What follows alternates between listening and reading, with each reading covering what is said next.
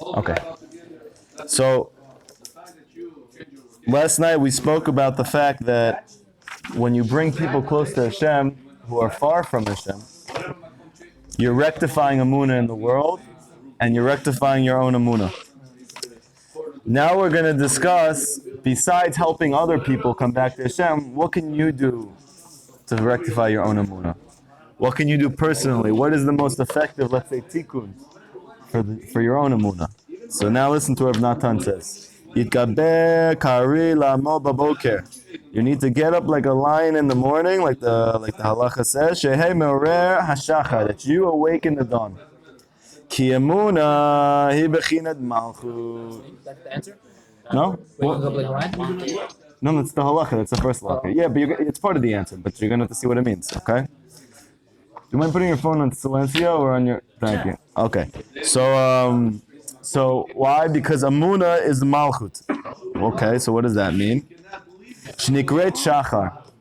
And Shachar is a code word for Malchut. Shachar is a code word for Amuna. So what did David mean when he said, I awoken the dawn didn't awaken me? Meaning, I didn't let my difficulties bring me to Hashem. I went to do what Ibodah do and I awakened the dawn. So you said that you don't have no choice who your influence is. You have to have an influence. Yeah?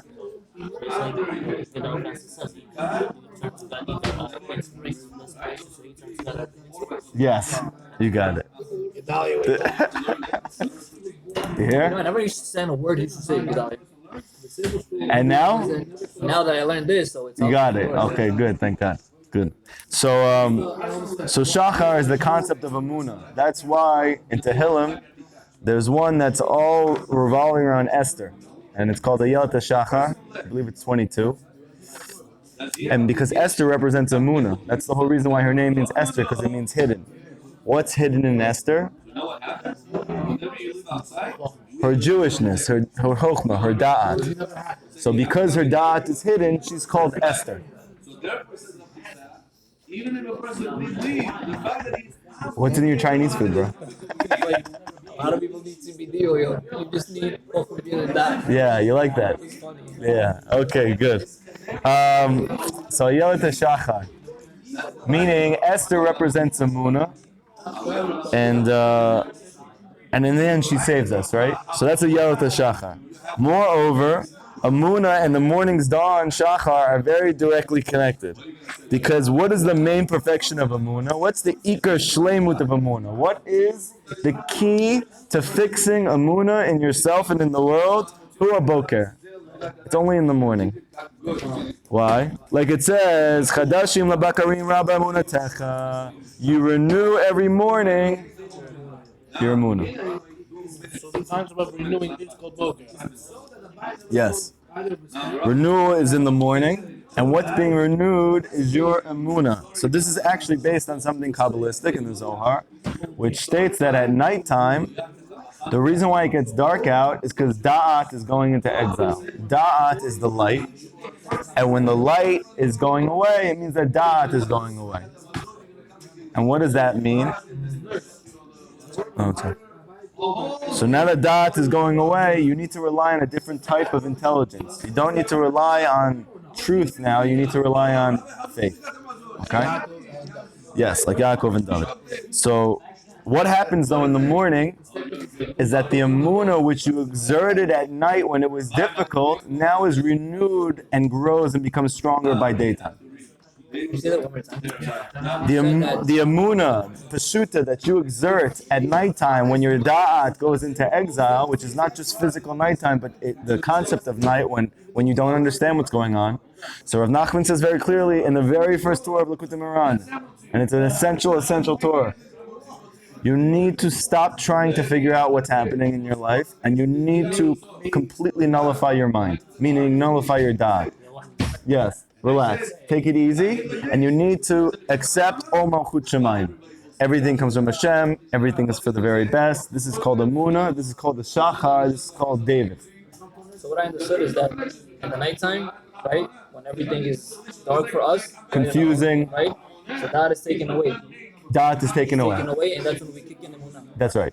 So by us doing Hidmurudud before the dawn, in the darkness, right? So that's us arousing our emunah. Yes, that's exactly what we're going to talk tonight. Very good. And what happens is, well, I don't want to get to it because it's going to say right now, so I don't want to give it all away. It's pretty interesting. So listen. The Zohar teaches that Amuna is that beautiful maiden, right? The beautiful maiden who has no eyes. Yeah, so now we're learning a different aspect. Why is she called a beautiful maiden with no eyes? She does have eyes, but she can't see because it's nighttime. You say she's hot? You're like, she's hot. You don't have a fetish for one. Not recently. Okay? So why is she a beautiful maiden with no eyes? Because she can't see at night. Right, which means she doesn't have time. She can't take care of her. She emerges in the morning and is revealed to all. Right? We know that even though they left Pesach, it was at nighttime when they started to leave. The redemption only happened in the morning. Because morning is the concept of redemption. This whole world is the concept of nighttime. Even though throughout this world, which is the concept of nighttime, you have day and night, still the whole thing is really night. And when Mashiach comes and redemption comes, that's the concept of it's going from night into day. Exile into Geula, right? And it's for this reason that the main perfection of Amunah occurs in the morning, because this beautiful maiden, she emerges in the morning. That's what the Zohar says. And therefore, every single Jew needs to wake up and strengthen himself like a lion. That you need to strive and toil very much to get yourself up in the morning. Hashkem kodem, from lying down before Alot HaShachar, before the rising of the physical dawn. Kedei she'asek b'Torah tefillah. And you should be involved in occupying yourself with the learning of Torah and praying to Hashem. Tikkun Chatzot, Hipodadut, the learning of Torah. The highest level of learning and prayer is at that time, prior to Alot HaShachar.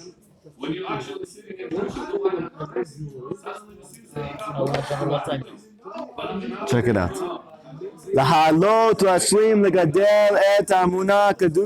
Why? Because this causes Amuna Kedusha, the Amuna to ascend and to be perfected and to grow. That you awaken the Shachar. Like it says, Ayra Shachar. So David HaMelech is constantly, all right, and the Gemara says very clearly, he got up every night before dawn at midnight, and he would learn and pray, right?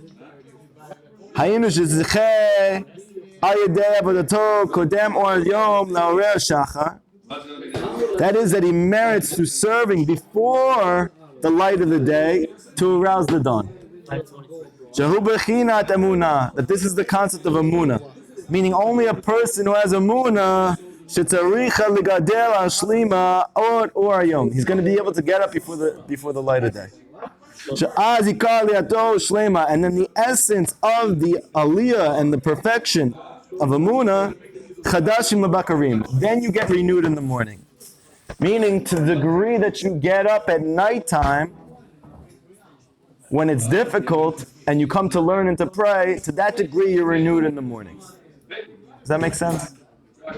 It's a very, setting you up for the next day. yeah, it's like, it's, That's redemption. you're taking away your dot, you're removing your dot, because your dot says, sleep now. But we know that sleep is 1/60th of death. So really, it's not you that's saying to yourself, sleep. It's your Yetzer Hara. And when you go against your Yetzer Hara and you say, I have a Muna Pashuta, the Zohar says the greatest time of the day is this time.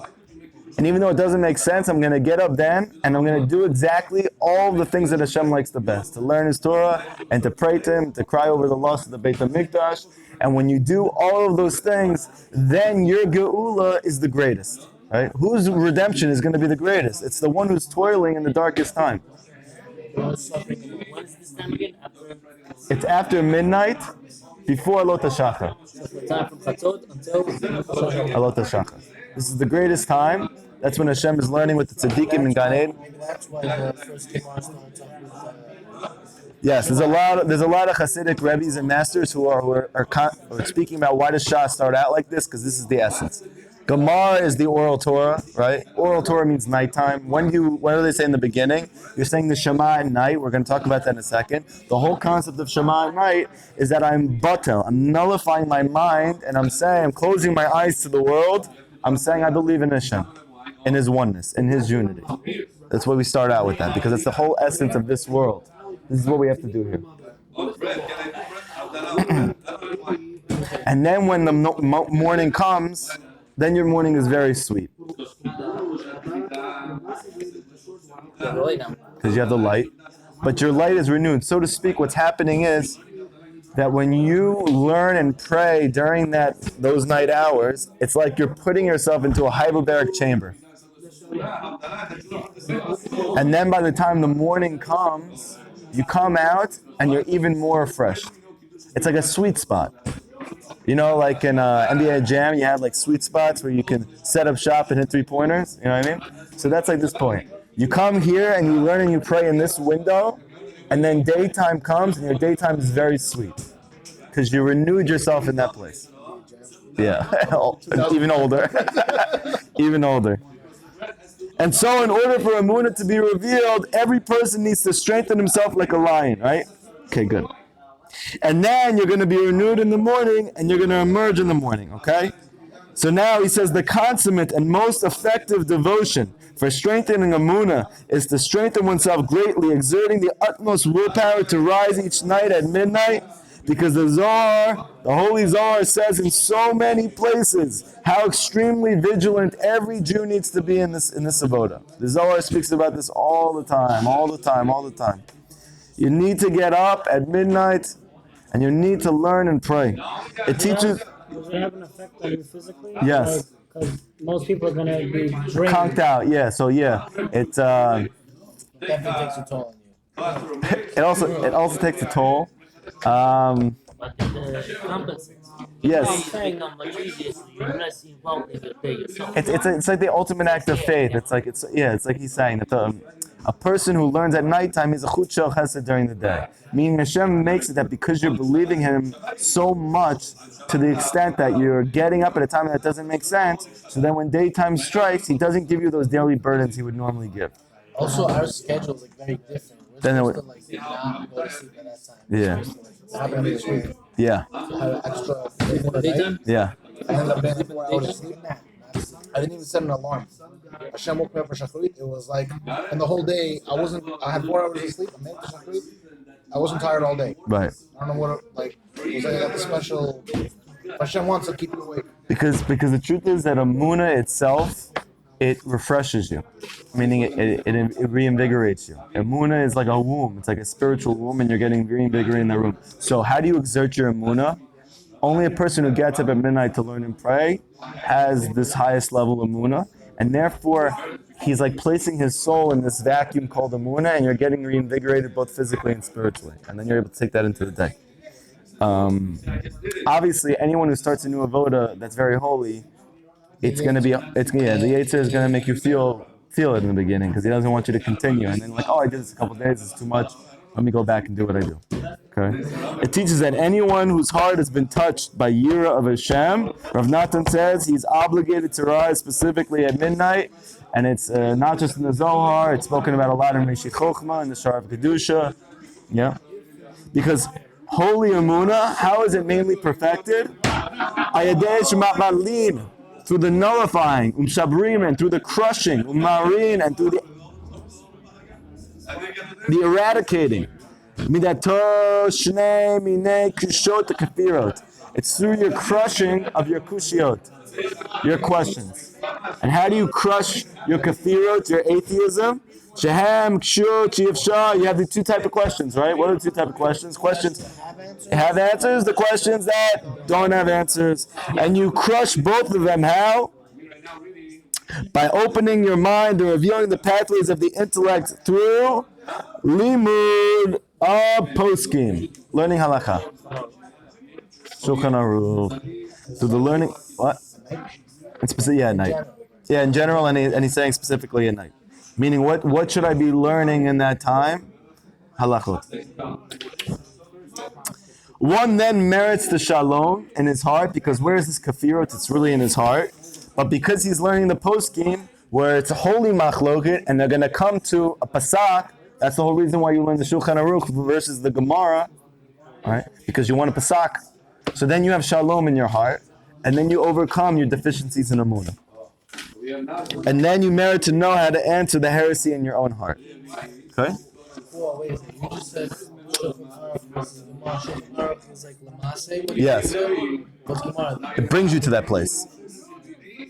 The Gemara What is should we be? What's a greater reward? Learning Shulchan Aruch, Lamase, what needs to be done, or learning Gemara the ins and outs on why it needs to be done? if you are a follower of Nachman, it's more important that you learn halacha. Being Lamase, what needs to be done right Yeah. now, applicable to you now. Right. Because the Baal Shem Tov held, why are you learning the Gemara? So you can come to that Lamasa. I mean, it's clear in Pirkei Avot, the learning is to do. However, it became a thing that the learning itself has its own type of, It became a thing. that the learning itself, the dialectics, the going back and forth, that whole process, I feel that fries people's brains. it depends what you're My holding. brain. Yeah. There's also, listen, the Baal Shem Tov also says that there's a schar to that, there's a reward to that, there's a goodness to that, there's a benefit to that.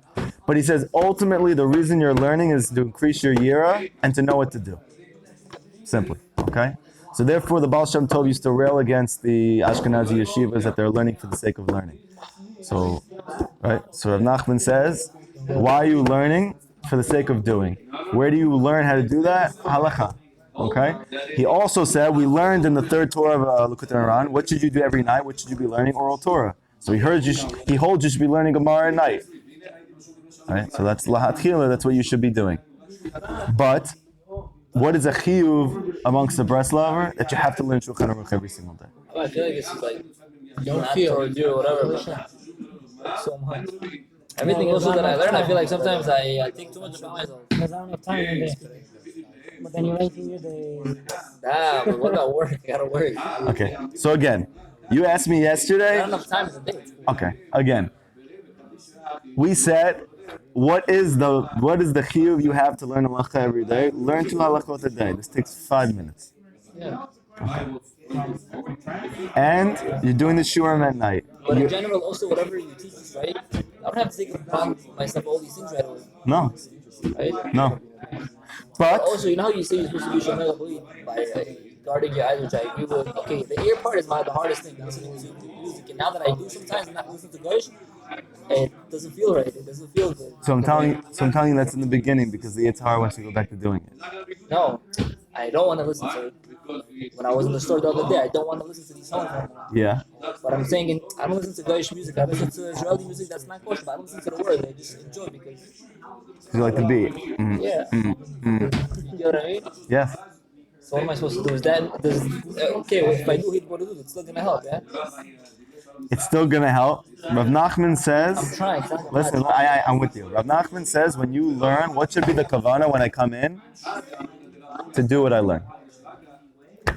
No, I'm not saying anything against you. I'm just saying that part of the feeling overwhelmed, it's coming from our pagam and amuna. Right? I know it's hard to understand. Meaning overdoing it? The fear of overdoing it and this whole thought process, it's coming from a lack of amuna. And because I have a lack of amuna while I'm trying to do more, it's too much for me. Does that make sense? Yeah. Rav Nachman says very clearly in Likutei Mohoran, maybe we'll do this inside at some point, that people who are religious their whole life, they need to take time between bringing new avodas into their life, growing in this thing and bringing this thing on. They need time in between to let it settle. But he says, Balei Tshuva, they come back, he said they need to go like a rocket, full force. He says they have a lot of time to make up for, and I guess the way that our souls are pre-programmed is we're capable of doing it. So you have to just go. I know most rabbis don't hold like this. You have to slowly bring things. But Nachman didn't hold like this. He said you need to just go. Everything that you can do, you do, and you ask Hashem for help, and whatever you do, you do. It's all gonna work, no matter what. I mean, Rav Nachman also says that you should work really heavily on one thing at a time.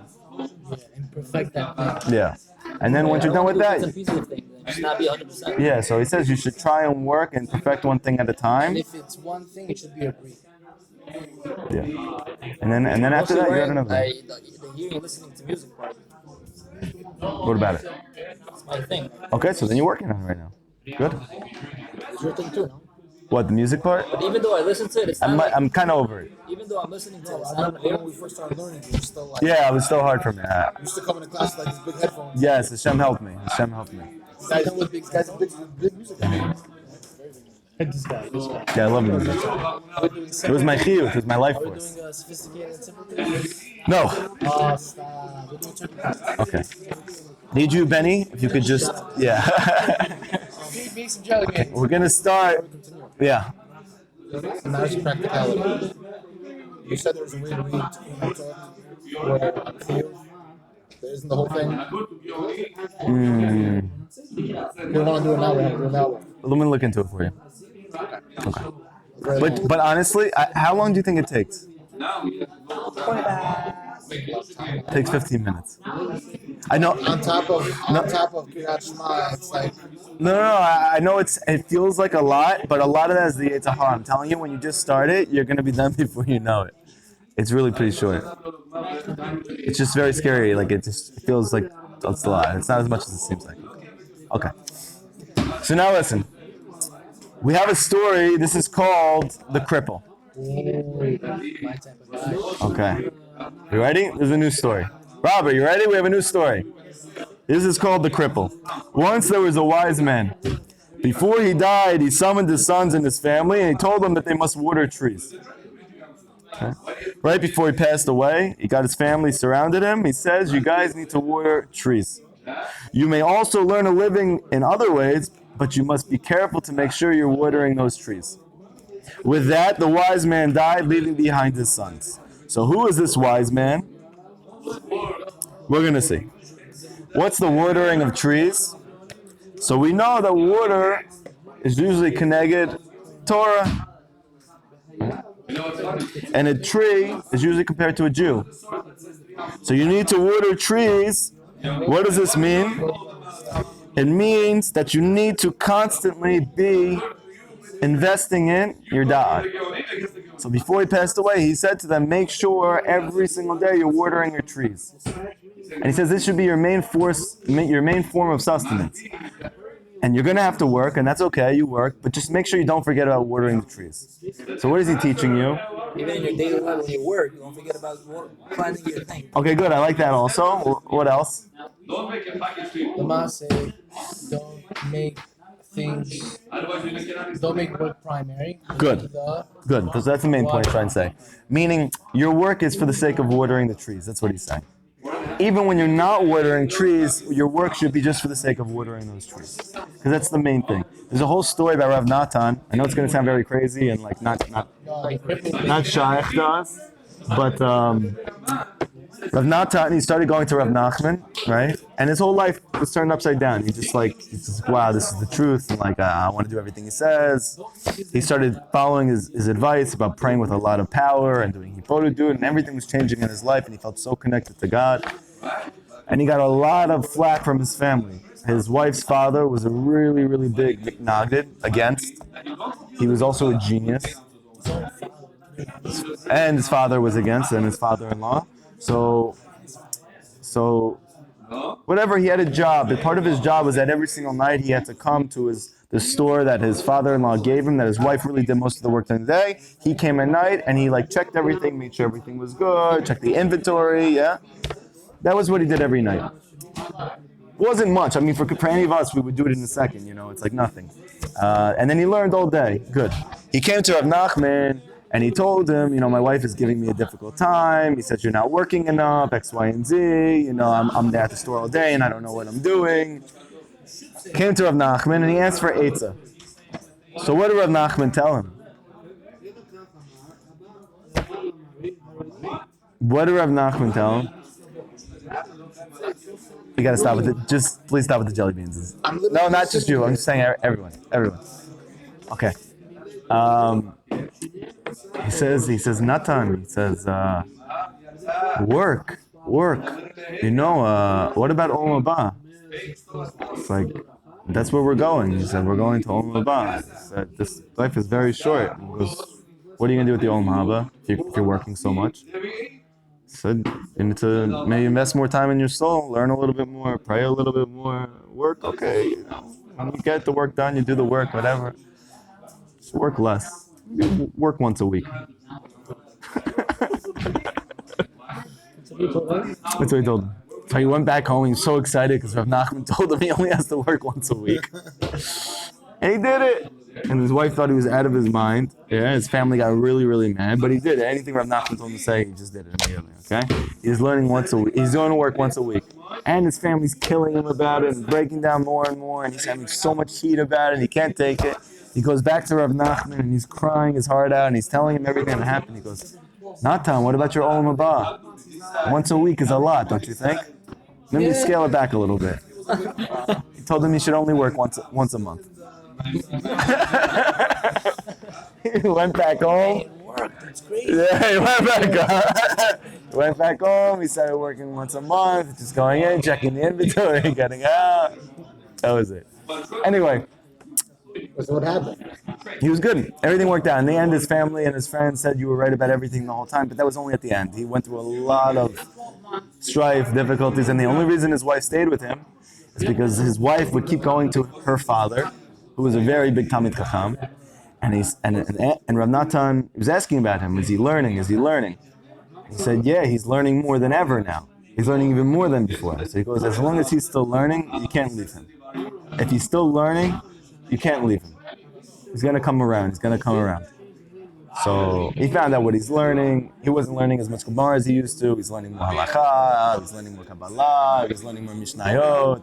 Right? His father-in-law wasn't happy, whatever. But he said, as long as he's learning, do not leave him. That was what he did. He kept learning more and more.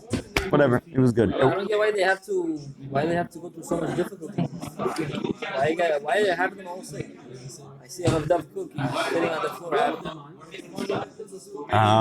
Why do they have to go through so They much? have to go through so much sickness and all these. Like, don't you think it turns people off? You know what I mean? Like, people that are not religious, they look at them. What kind of Yeah, so I'll tell you like figure this. does it set for them? Yeah, so I'll tell you like this. For me, I grew up religious, so I don't know what that is, but I'm just saying, like, if I was not religious, I would think. Okay, so listen. Like, if the whole point is for us to get close to Hashem, we don't want to be like that. You know what I mean? Yeah. So this lifetime is very, very, very, very, very, very, very, very short. And I know it feels like forever, but it's very short. And this is all you have. And this is the only time that we have to work on our emunah. Okay? This place that we're going to is forever.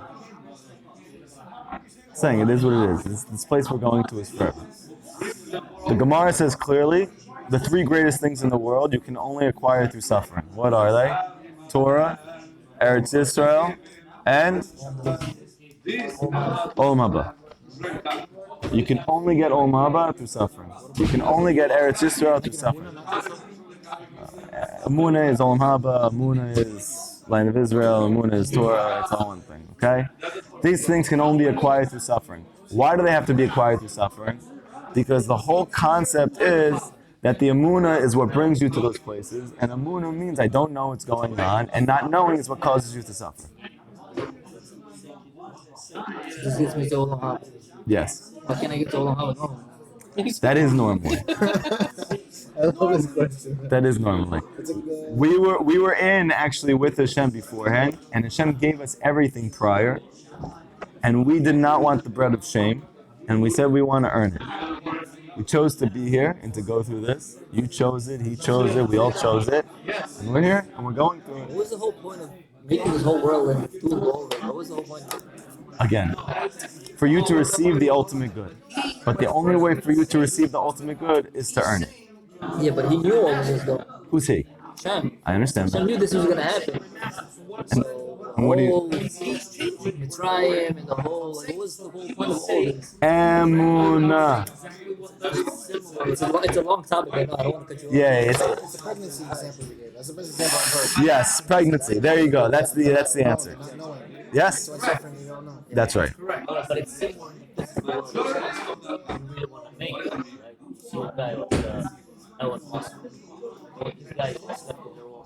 They very addict. 5 years, 10 years, 15 years. Everybody would look at them and say, yo, why are you doing that? Stop it. Stop it. And then have a goal. Yeah, but Now that this guy means just change. steps on just materialism. It's materialism, yeah. We're not going to understand until the end why we had to go through all this. It's above anybody's pay grade. This is an answer that this is a question that doesn't have an answer, and this kind of question can cause you to lose your emunah. You understand? Oh, this question that I'm asking? Yeah. Oh, yeah. No, don't be sorry. I'm just gonna hold it against you forever. Okay. So he says the main thing though is you water your trees. Meaning this is like that reminded me of the story of Rav Nachman telling Rav Natan, you should work. Yeah, you gotta work, but the main thing is watering the trees. Okay. He had one son who could not walk. He was crippled. Why couldn't he walk? Because the difference between spiritual entities and things in this living world is they can't walk. Meaning only in time and space can you walk. But when there is not those dimensions, you're only stationary. The angels can't walk. That's why you don't walk in dreams. You just sort of Float? no. You can never remember walking in a dream. You just kind of keep a clear face. That's true. No, you talking about the moonwalking. That wasn't a dream. Okay. He could stand, but he could not walk. His brothers supported him, giving him enough to live on and to have something left over. Okay. So what does it mean he could not walk? So we know in the first Tehillim, he says, I do not walk with scoffers. I do not stand with whatever, and I do not walk. So who is this? This is David HaMelech. So the commentaries on this explain this son who was crippled, who could not walk, is the soul of Mashiach. And this soul of Mashiach, this was before he came down into the physical world. And so to speak, Hashem is telling him, go down to the world and do what you need to do, but just to make sure that you remember the main thing is to water the trees. Okay? And he could stand, but he could not walk. Therefore, his brothers supported him, giving him enough to live on and something left over. We know that the soul of Mashiach, he's in a very dangerous sakana before he comes to this world, and therefore he needs a lot of help to get down here. That's why Adam Rishon gave over 70 years to the Mashiach, to David, to come in the first place. His brothers supported him, giving him enough to live on and to have something left over. What was left over? His Yetzer Tov. Little by little, the crippled son saved enough of the leftover money until he had a considerable sum, and he thought it over. He said, why should I have my brothers supply my needs? Like the Jews before he came down to this world. Why should the tzaddikim, so to speak, be supplying me all the good? I want to earn it. It is better that I start a business of my own. And although he could not walk, he had a plan. He's going to hire a wagon, a secretary, and a driver. Sounds familiar, no? Remember the last story that we did? First story? Yeah. So what's the wagon? Physical body. What's the secretary? His mind. What's the driver? His animal soul. So he had a plan. He was going to set up a business and he was going to earn the money that his brothers were giving him. Right? He was going to toil for Torah learning down here. Not have it for free up there. Okay? He would travel with them to Leipzig. And then, even though he could not walk, he would be able to do some kind of business there. So we see that the Mashiach in some way is sick. Okay? We know from a lot of Midrashim that one of the ways you're going to know he's the Mashiach is because he's sick. We saw clearly that Moshe at Tza'arat, and they say that when Mashiach, where is he going to be? He's going to be with those who are crippled. Right? He's going to be with those who are sick, and he himself is going to be sick.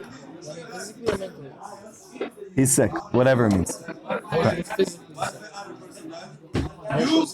Anybody who's mentally sick is physically sick. Okay. What is the city of Leipzig that they're speaking about? So Leipzig was actually a city that they were not allowed to have a Jewish community there, but that's where they have big business. Meaning 3 times a year they go there and they have a business fair. Okay? So the Jews would all come there to make their money for the whole year. But they only came 3 times a year. And all they did was business and they left. So you'll notice, where is this place where he decided to do his business plan with his body, with his soul, with his animal soul? It was in a place where he's only going to be there for 3 days to do business. What's that place? This world. Because we Yerushalayim 3 times a year Right. So, right. That's to give a voda. right. But what it really means is that Rav Nachman's trying to teach you. You know how you think this world is very long and you have so much stuff going on in your life. You don't have so much stuff. You only have one thing going on in your life, and everything else is a distraction. And you're only here for 3 days. So get your priorities straight. When his family heard his plan, they were very happy. 3 times a week we read the Quran. They said, "Why should we continue to support him?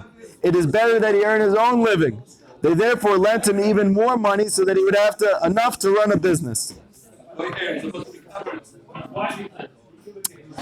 It is a general rule in tzedakah that the highest form of tzedakah is to allow the person to support himself. Right? Similarly, better than watering the tree every day, one should strive to break down the barrier so that the tree can constantly receive water, as we see happens at the end of the story. The cripple hired a wagon, a secretary, and a driver, and he set out, meaning he came down to the physical world. They came to an inn, and his secretary suggested that they spend the night there, but he didn't want to. They implored him, but he was stubborn and continued on his way. Soon, they were lost in a forest, and they were attacked by robbers. So you see, it's very interesting. Through his own stubbornness, it seems like he enters into the world of the klipot, to the sitra achra. Through his own stubbornness, it seems like he enters into the world of the klipot, to the sitra achra. And you're going to say that that was his demise. But in truth, you're going to see by the end, it's that same stubbornness that takes him out. Not only takes him out, he comes out with the greatest thing, with treasure. So you're going to see that in reality, and this is a big lesson in our life, that one, at times in his life, he needs to take chances. And he needs to be stubborn. And even though it may involve danger, if one has faith in Hashem, it's that actual situation can bring about the redemption. The band of robbers, where did they come about? They originated during a time of famine. Why? Because famine represents tzimtzum, that Hashem is concealing himself. And we know that the klipot are very out there when Hashem is concealing himself, which is the concept of nighttime, right? So you have to eliminate your da'at, and you have to rely on Amunah. And while this was taking place, a man came to the city, meaning while it was the famine, and announced that whoever wanted food should come to him, thus attracting a number of men to follow him. Who was this man? Satan. Who were the number of men? They were the klipot. He worked with cunning. His whole thing was cleverness, sophistication. And he dismissed the men he could not use. We know in the end that Hashem shechs Satan. So the question is, why are you punishing Satan? He just did what you told him to do. And the answer is, he took a little bit more than he needed to. Because he misled. He did more than he had to. Yeah, he did more than he had to. But wouldn't Hashem, like because it's Paradox. anything we do is Paradox. Paradox. To one he said, you can be a craftsman, while to another he said, you can work in the mill. He thus chose only intelligent youths, bringing them into the woods. Then he told them that they should become thieves. Meaning in the beginning he said, come by me, I'm going to get you food. And before he knew it, they became thieves. Meaning they came to get Kedusha, but then he says, how are you going to get Kedusha? You're going to have to steal it from the Jews. From here, people travel to Leipzig, Breslov, and other places. Merchants go by, we're going to rob them and amass money. Meaning, Satan took the klipot to the physical world. Jewish souls are going to come down here, and we're going to rob them of all of their Kedusha.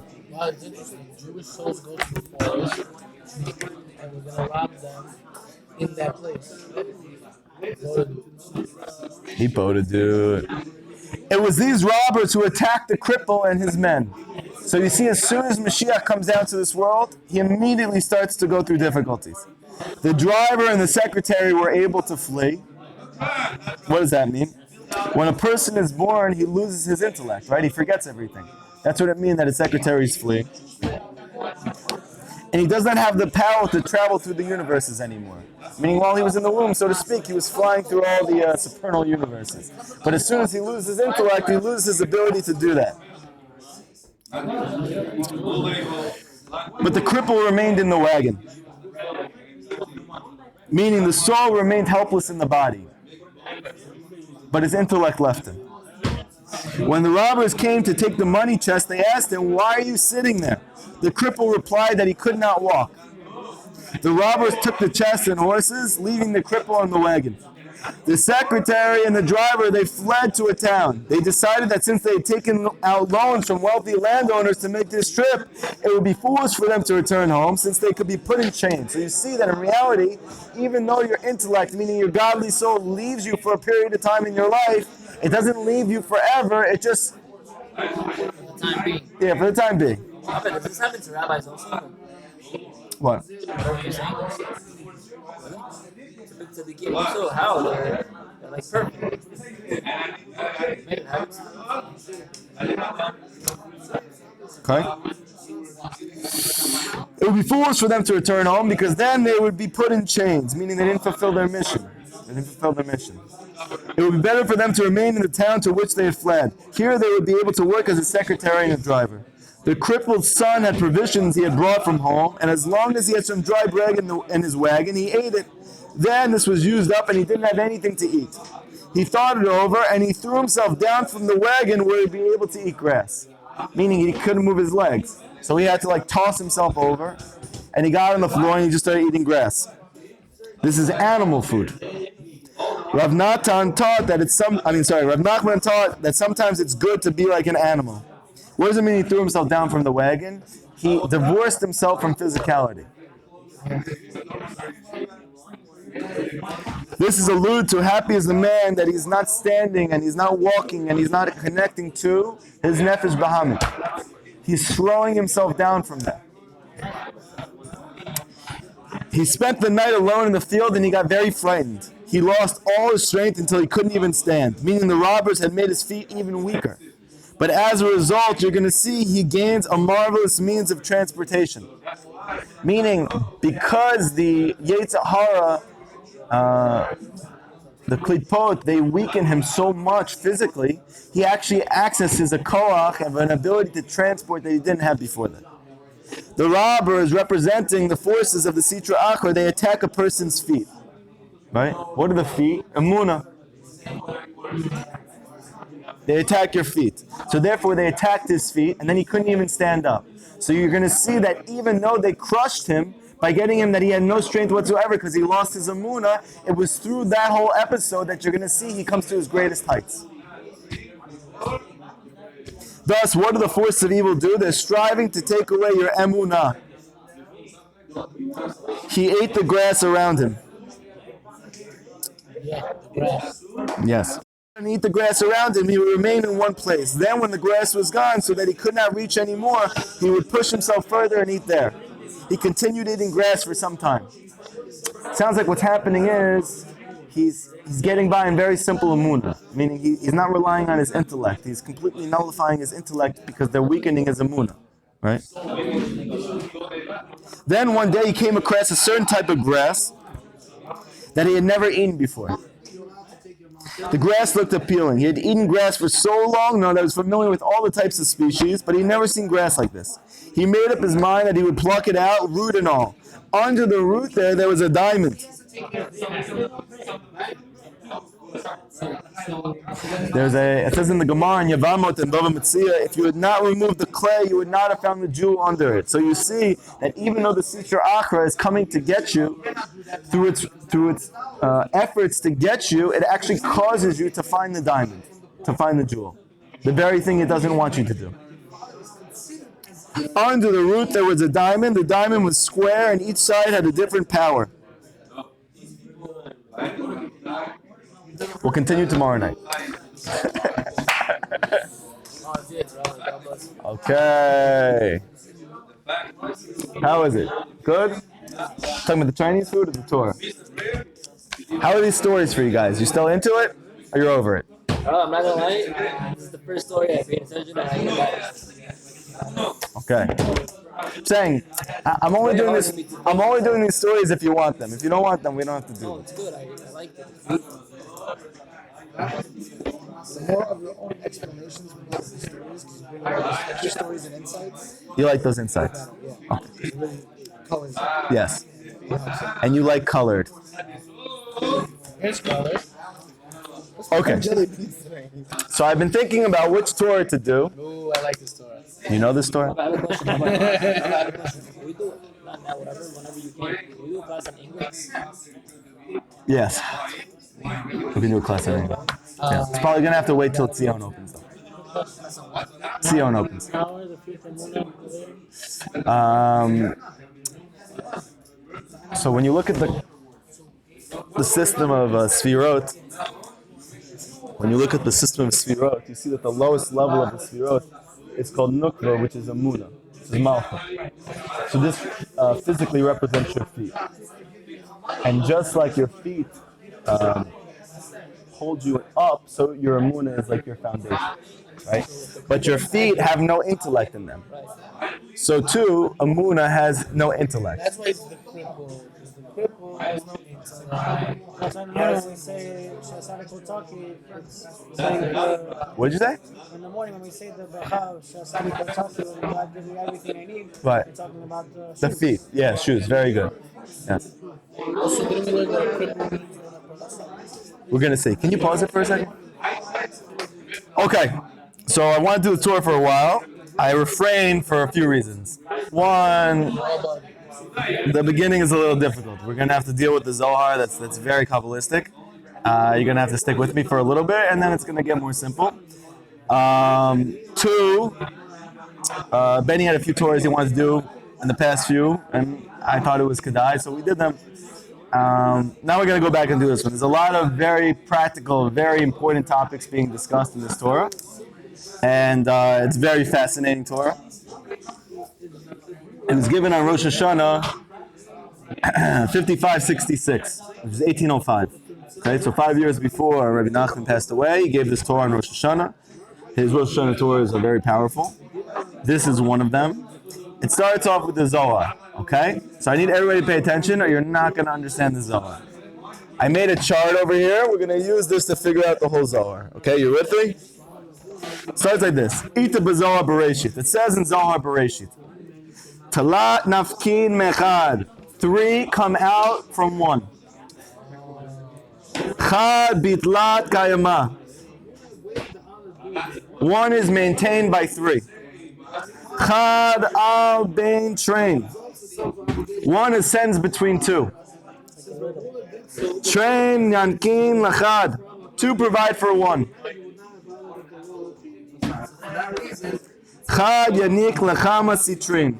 And 1 supports and provides for a number of different directions. Okay, 1. One more time, you ready? This is Aramaic. You're going to have to follow, otherwise you're not going to get it. Okay. 3 emerge from 1. 1 is maintained by 3. 1 ascends between 2. 2 provide for 1. 1 provides for a number of directions. So I'm going to show you what it means in a second. Okay? Everybody with me so far? Okay. Good. Now try and follow. Okay. What is the 1 that is maintained by 3? All right, sorry. The 3 that emerge from 1.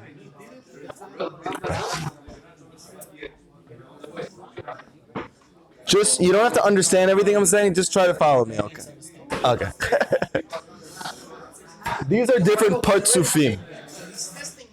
In the system of Kabbalah and the system of the Sfirot, after Hashem rectified the Sfirot, meaning they broke it first, remember? How did he rectify them? By making partsufim, meaning systems of Sfirot. As opposed to Sfirot that everything was on its own and then it wasn't able to hold the light. Now you have a partsuf. The whole point of the partsuf is that the partsuf is a system where everything plays its own role, but within the concept of a unity, and this is what allows us to hold the light. And that's why the Jewish people, we ourselves are like a partsuf. We each have to do our own part, and when we each do our own part within this whole collective unity, we're able to reveal Hashem's light in the world, because we are a reflection of those Sfirot. Does that make sense? Okay. The highest partsuf that we're going to deal with tonight is called Abba. Okay? Abba gives forth to Ima. Okay. Ima represents intellect. Moach, the mind. Okay? When Shefa comes down to this world, it comes from Ima. Ima gives it over to her son, whose name is Zah, Zer Enpin, which means small face. Okay? Zah then gives it over to Nukva. And then Nukva gives it over to the physical world. Meaning this is the system of Shefa. How does Shefa come into the world? What? Nukva is Malchut. And Malchut gives it over to the world. So we have Shefa, it comes from Hashem. Hashem gives it to Abba. Abba gives it over to Ima. They couple, they come together in union. Ima then gives it over and produces it in the form of the son, and the son then gives it to the daughter. And the daughter gives it to us. Simple. This is what's happening so far. Okay, so now listen to what we're going to say. 3 emerge from 1, meaning out of Ima, every single one of these Partsufim has 10 Sfirot. Each one has 10? Yes, each one has 10. Within Ima, you're going to have its own Chabad. Right? Chokhmah, Bina, Dad. Okay? Within all of these, you have it, but we're dealing with the one here now. This Chokhmah, Bina, Dad is Shefa. That Shefa then comes down to Zer Anpin, and it becomes the mind of Zer Anpin. It becomes the Chabad of Zer Anpin. Everybody with me? No. There's a reason why nobody learns these things. Okay. These Ima and Abba are perfect, okay? But Zer Anpin and Nukva, they need to be built. How are they built? By the Shefa they get from Abba and Ima. So how do they build Zer Anpin? Zer Anpin is built when the Mochin, Chokhmah, Bina, and Da'at of Ima come down to Zer Anpin. Now they're part of Zer Anpin. So what is it? It's 3 emerge from 1, meaning these 3 emerge from 1, Ima. Okay? That's all we're saying. Now 1 is maintained by 3, meaning that Zer Anpin is now built and maintained by these 3. Okay? Then 1 ascends between 2. So now follow me for a second. It's going to get a little... I feel like this is physiology when I used to be informed. So actually, this is actually what real Kabbalah is. There's a reason why people don't learn it. What Chassidut is, it takes what I'm teaching you right now and gives you the practical application in your life. Meaning all of Rav Nachman's Torahs in the Likutei Mohoran is this turned into how do I use this to get close to Hashem? This is a very big genius, and this is what the Baal Shem Tov's whole genius was, that he did this, okay? So now, what happens to Zer Anpin after it gets the mind of Ima?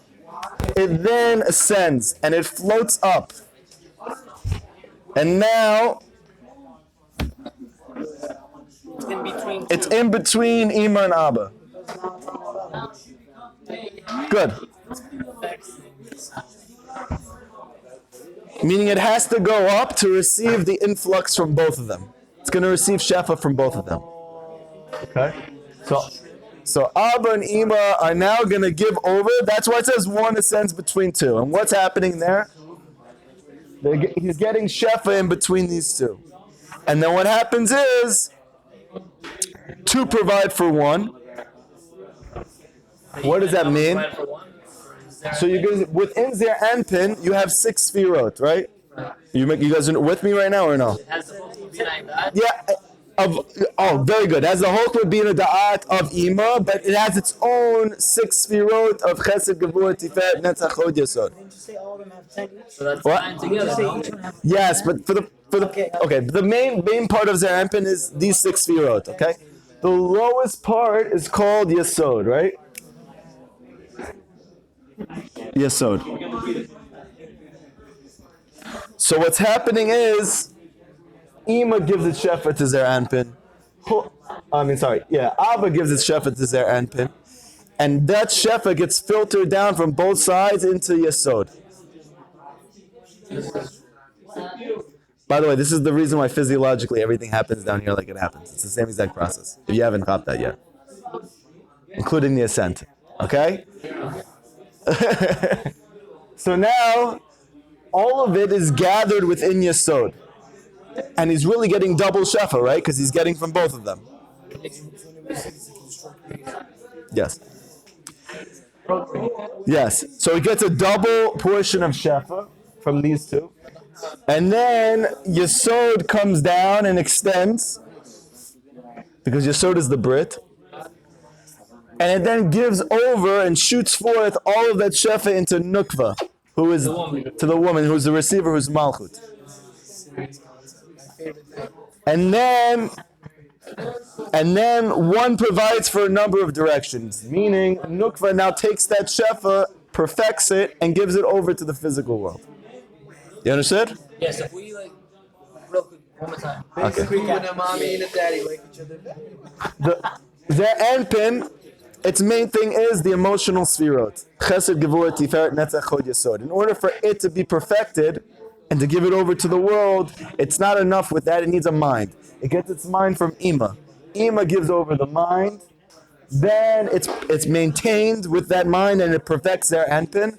Then once their Anpin is perfected, it goes and ascends between Abba and Ima, because now that it's perfect, it can safely handle that amount of Shefa. And now that it can handle such intense Shefa, it gives it all down to Yesod, because Yesod is the one who is the reason why it's perfected, which you're going to see in a second, because that's to do with the Brit. And then it's able to give it over to Nukva with the double portion. And that double portion is then given over to the physical world. Very fun. Did you understand what I'm saying? Double portion, is that connected to mine? Yeah, you're going to say we're going to talk about it. You know what's interesting? I love this story, by the way. This is my own input, correct? I would prefer if you don't speak. No. I love you. I want to hear what you have to say, but we just I haven't said anything yet. We haven't even started. Yeah, I just hold it, okay? So he's going to say that everything that we just learned Kabbalistically, he's going to say also applies practically. Okay, meaning it has a manifestation in the physical world as well. This whole process. How is that? Hayinu ki ba'er va'anan uman. The well and the cloud and the man that was in the midbar with the Jews, kulam chazu b'zchut Moshe. They all returned in Moshe's merit. So what are we speaking about? When they were in the desert, because of Miriam, we merited the well. We know that this well provided water for them no matter where that they went. Once Miriam passed away, they had no water. But in Moshe's merit, the Gemara teaches, they got that water back. Okay? Aaron, because of him, they had these clouds of kavod. When Aaron passed away, they went away. But in Moshe's skut, they came back. And Moshe himself, in his skut, he had the man. So meaning, the Gemara in Tanit says that in Moshe's skut, all three came back. So they're connected to Chochmah Bina and that somehow? You're going to see. Like it says in Tanit, V'achid shalosha haroim b'yerech echad. 3 shepherds were concealed in 1 month. This is a pasuk from Zachariah. And the Gemara in Tanit says, who are the 3 shepherds that are concealed in 1 month? It was Aaron, Miriam, and Moshe. But the question the Gemara has is, did they all die in 1 month? No.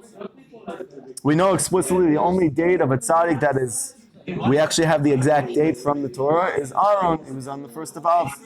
Passed away in Av. Miriam passed away in Nisan. We learned that in Kedushin, I believe. And Moshe passed away on the 7th of Adar, which is coming up. So it wasn't all in 1 month. So how do they explain that? So they said that it was really, the pshat is that they all passed away within 1 year, and therefore it was like 1 month. Okay? However, the Gemara says deeper than that, that because once they passed away, Moshe brought back what they represented with those 2 things. So when Moshe passed in Adar, they all left in 1 month. Does that make sense? You with me? That's the teretz. Ki astukulim shel Aaron and Miriam nistakluna nanu there. Because as soon as Aaron and Miriam passed away, so did the clouds and so did the well. V'chazru b'zchut Moshe. And they came and they returned the zchut of Moshe. Ushtakla nistalek Moshe b'yerech Adar. And Moshe departed in the month of Adar. Azai nistalku be'er v'anan uman. And then when he passed away, all 3 left immediately. And therefore it's like they all died in that 1 month. Everybody with me? Okay. V'zehu talat nafkim echad. This is what it said before, that three emerged from one. Meaning, the well and the clouds and the man all emerged from Moshe. Here he's switching it up. He's making it more practical.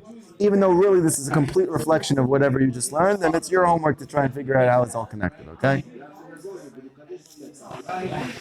What does that mean? Hayenu be'er v'ananu man. This be'er, this well, and the cloud and the man, they all are for the sake of one, all for the sake of Moshe. So what are we speaking about right here? What are we talking about right here? So like this.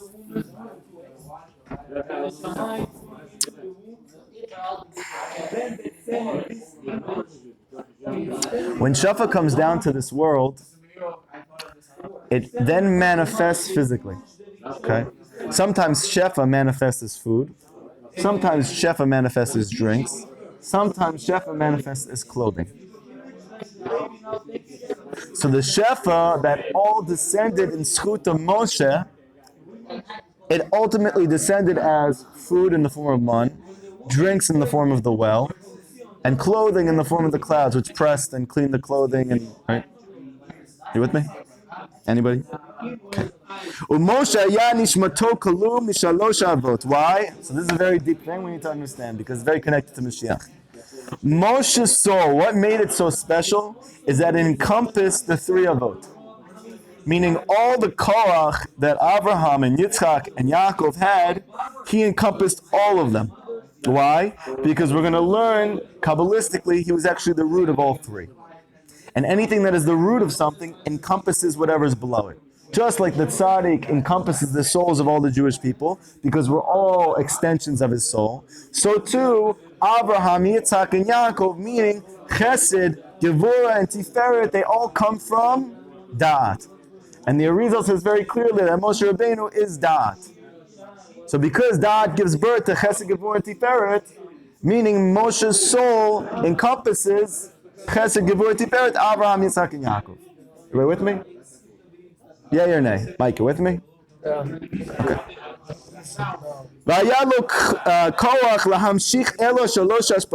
And that's why he had the power to draw down all these three things. Meaning, why could Miriam only do one? Because Miriam comes from the right side and was able to draw down water. In this case, in this situation, Miriam draws down water. Water is always the concept of the right side. Aaron draw down clothing because that's the concept of the left side. That's why women are connected to clothing. Okay, and then you have the Moshe, who's in the middle. He was able to draw down man because we know that man is the concept of da'at, and da'at comes down the middle, comes down the pike, and that's food. That it's represented with food. Okay, so Moshe, because he is actually the root of all these three, in his skut he's able to draw down all three. Be'er Mayim Chaim. How do we know that he was connected to all three? Because it said about Abraham that there was a well of living water. Be'er Mayim Chaim, Zebechiyat Abraham. Memea Chesed, which is the waters of Chesed. Abraham itchil lachbor be'erot. Why? Because as Abraham began to dig wells. What were these wells that he was digging? Meaning he was revealing chesed in the world. This quality of chesed, this sphere of chesed, which draws down shefa into the world. So you see, Abraham clearly is connected to the water, to the wells. What about Yitzchak? How is he connected to clouds? V'anan ze b'chinat Yitzchak. Why? Because choshech, anan v'arafel. When Moshe went up to get the Torah at Har Sinai, it said there was darkness, there was a cloud, and there was a mist, right? So you see that darkness and cloud is very connected. And now what does it say about Yitzchak? His eyes became dimmed and they could not see. Yes. So why were his eyes dimmed and they could not see? It's the concept of clothing. It's the concept of the clouds of glory. Because what do the clouds do? They protect you from the sun. Right? So they're dimming the vision. Uman, how do we say the man has to do with Yaakov? Because the pasuk in Tehillim says, "Lerot b'Yaakov amo," to nourish his people Yaakov. This is really speaking about David HaMelech. But to nourish his people Yaakov, and how do you nourish? With food, man. Okay. Moshe yakulu me'avot, and Moshe encompassed all the three forefathers. Like it says, V'yashev Moshe ala be'er. There's a pasuk that says that Moshe he was sitting on top of the well, meaning he had mastered and he was drawing down chesed.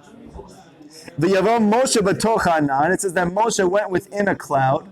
So these are all pasukim that are straight from the Torah. Uktibe, and it says about Moshe, V'yomer Moshe aleihem hu alechem. They asked him, what is this? He said, this man hu alechem, it's bread. So you see that there's three explicit pasukim that connect Moshe with the well, that connect Moshe with the cloud, and that connect Moshe with the man.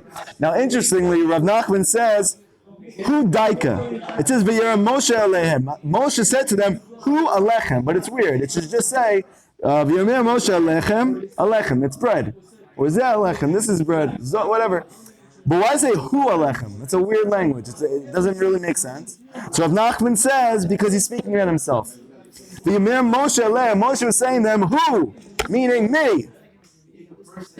Alechem. I'm the bread. I'm the man. Ka'ei al Moshe ba'atzma, because the man only comes in schut of Moshe. B'schuto achalo man, and it was in his merit that they ate the man. B'lati b'sha'at techiyah. So you rarely hear Rav Nachman explicitly speak about Likutei Mohoran, techiyat hameitim, but he does right here. He says, what's going to happen at the time of techiyat hameitim? Which according to the article that Avraham sent yesterday, it's very close. Okay?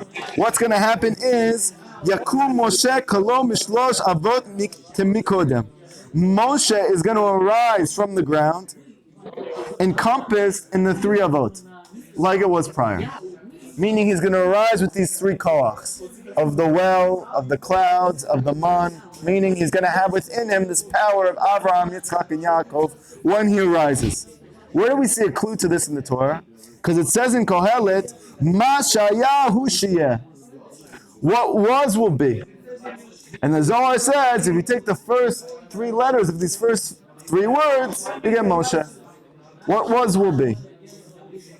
Meaning, just as Moshe was the first redeemer, Moshe is going to be the final redeemer. This is one of the sources for the Zohar that Moshe is going to be Mashiach. That what was will be. By the way, just on a little bit of a side note, remember I told you about that acid trip that I had? Huh? That's a great no context to this video. You're going to see in a second. Acid. Remember I told you the whole reason I became Baal Tshuva? So I was at a concert, because I was a very big music fan. You hear this? Are you busy on your phone talking to you? Okay. You had a concert? Yeah, and I ended up experimenting with some high dosage drugs, and I had a vision. And in that vision, I came out realizing that I had to go visit the land of Israel. That was the whole reason why I went to Israel. That's why I ended up meeting my wife. That's why I ended up becoming Baal Tshuva, right? Drugs you got. Through music. Hashem did it to concealment, where Satan will find him. Okay. So one thing that I came out, and I didn't know any Torah, I didn't know any Pasukim, I didn't know anything. But there was one line that kept reverberating into my skull for the rest of the night, and ever since then.